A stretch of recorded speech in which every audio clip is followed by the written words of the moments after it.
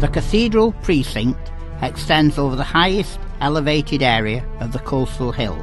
This was the place chosen by the Romans to establish a military base during the Second Punic War, 218 to 201 before Christ. The encampment was near an Iberian town, which was situated at the foot of the hill and close to a natural port. Nothing is known regarding this first encampment, Praesidium. It probably consisted of an artificial terrace surrounded by a ditch and palisade of timber. The first archaeological evidence is in phase 1 of the walls, of which segments are conserved, and also the Minerva, Cabiscol and Archbishop's Tower. Between the years 150 to 100 before Christ, the perimeter of the walls increased, protecting the Roman city as it developed.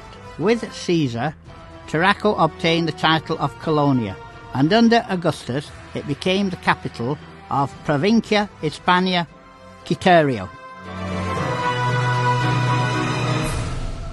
At the change of era, the city occupied the total area delimited by the walls, the bay and the port. Reforms to the Via Augusta were carried out, as were those to all the various access routes from the city. Suburbs and residential areas now approach the river Tulcis, the actual river Francoli. A theatre and numerous warehouses associated with the port were constructed. The old military encampment of the upper area became obsolete, as all of Spain had now been conquered and Pax Augusta reigned. The upper area was demilitarized, and the transformation of the Acropolis in honor of the new imperial regime began. Tarraco was the first occidental city to request permission to construct a temple dedicated to the cult of worship of Augustus. This was in the year 15 after Christ. The construction of the temple is cited from the epoch of Tiberius, the successor as emperor of Augustus. The site chosen was the highest point of the Tarraconensian Acropolis, beneath the nave of our cathedral. The Romans constructed temples to venerate their deified emperors. The ceremonies were complex, and these temples formed the place at which was to be found the scenery for liturgical sacrifices. The cult was overseen by a body of priests named Flaminatus, and formed by Flamines and Flaminicae, both at municipal as well as provincial level. Of the Temple of Augustus and its original square, little archaeological evidence has survived. We know that the first project was immediately modified by a more monumental one, which respected the temple and increased the size of the square, imitating the decoration of the Forum Augustum at Rome. To the south of the temple was added the square, which accommodated the area for provincial administration and the ceremonies of the Concilium Provinciae, the assembly of representatives of the districts, conventi, into which the province was divided. Finally, a circus was constructed, thus completing the monumental scenery of the city as an imperial capital. 3 great urban terraces were constructed between the years 69 to 96 after Christ. Later, in the 2nd century after Christ, an amphitheatre was erected, financed by a Flamen, the high priest of the imperial cult. The space of the administrative and religious area of Tarraco as a city or municipium was reserved for the colonial forum and the theatre.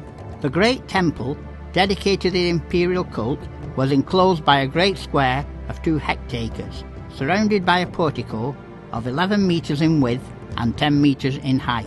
The portico was made up of a perimeter wall of great blocks of stone from the Mesel, which rested on the foundations laid on the rock surface. This wall had windows every 7.40 metres. The internal side of the wall was lined with marble from Luni Carrera.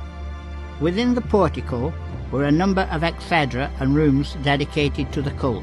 A large axial hall of 30 metres in width stood out from the central point at the back of the portico.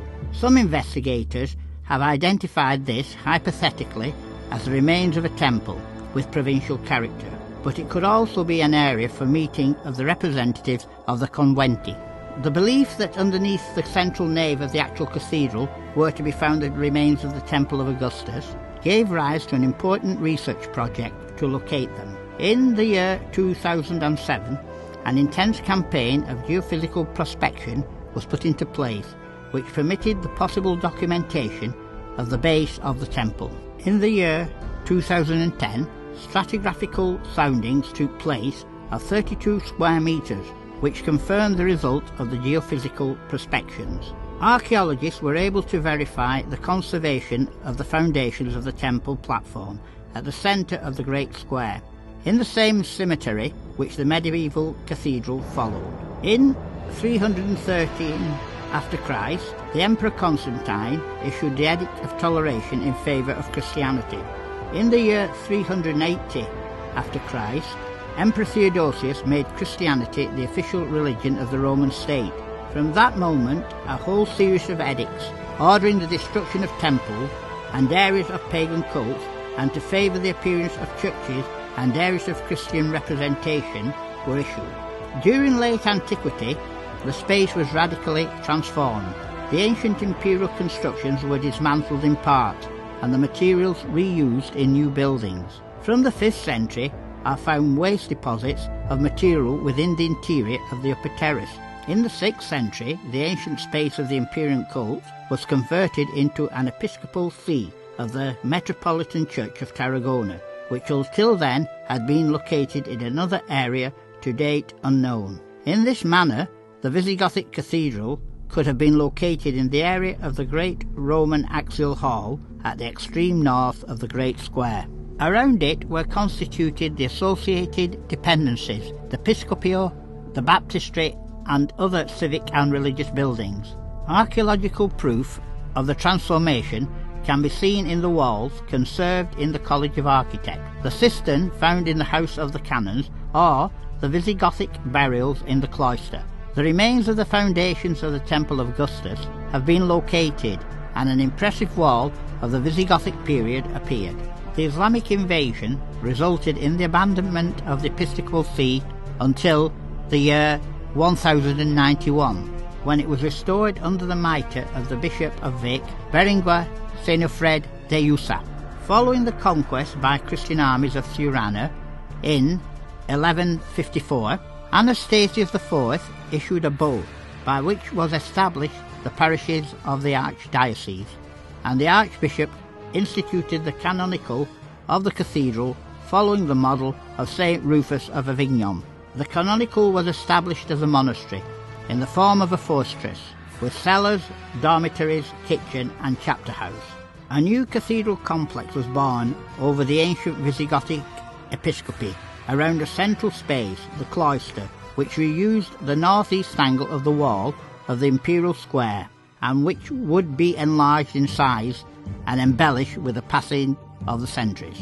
The restored Church of Tarragona was conscious of its origin and its dignity as metropolitan and primate, and with its ties to the Roman past. A Paleo-Christian sarcophagus is encased in the facade of the cathedral, providing an evocation of its heritage. Today the cathedral stands proudly and serene as a beacon in the centre of a society which has seen great changes, which can be found within the fine edifice, a space full of fascination, of history and of spiritual recognition.